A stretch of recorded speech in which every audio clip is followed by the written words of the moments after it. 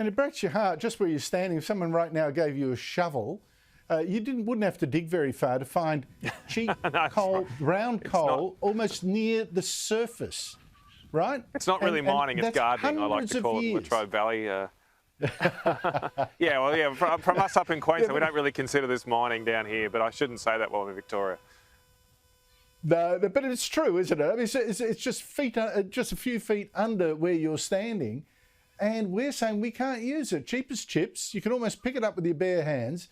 Hundreds of years of supply of energy, and we're saying, no, we can't use it because, global warming. It could make you weep for the future of this country. Matt, talking about strange things, there are so many weird things going on. I just wonder whether we're living in a parallel universe now.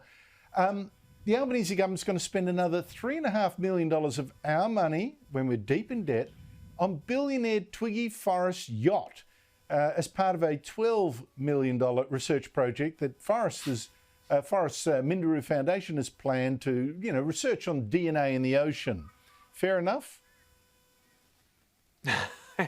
It's a good thing we don't have people struggling to pay their bills right now, and apparently we have enough money in Canberra, enough of your money in Canberra, to hand out over $3 million to one of the richest blokes in this country to presumably help cross-subsidise his super yacht. I mean, I can't believe it. So, I mean, you sort of can believe it. I mean, this is the modern Labor Party. They've long since forgotten the workers here at Loy Yang, at your lawn. They really don't understand those high-vis workers who live around here in Latrobe Valley. Instead, they like to hobnob with the likes of Twiggy Forest, and they must get this piece of paper across their desk and think, yeah, that's a good idea. Let's sign a cheque for $3 million. I don't think Twiggy needs it, and it's certainly not what our country can afford right now.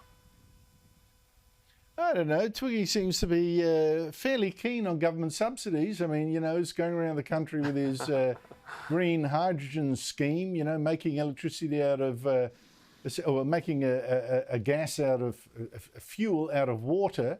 And the key part of this plan seems to be government subsidies. Yeah, well, he's also, unfortunately, the former government announced a $40 million grant to a, now looks like mothballed hydrogen plant in Gladstone. The American partners he has pulled out of that, but he was going to get $40 million apparently from the federal government.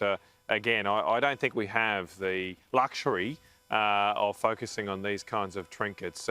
We are a lucky country, but we have actually made our own luck in the last generation. We made tough decisions on the budget in the Howard era. We introduced tough changes like the GST.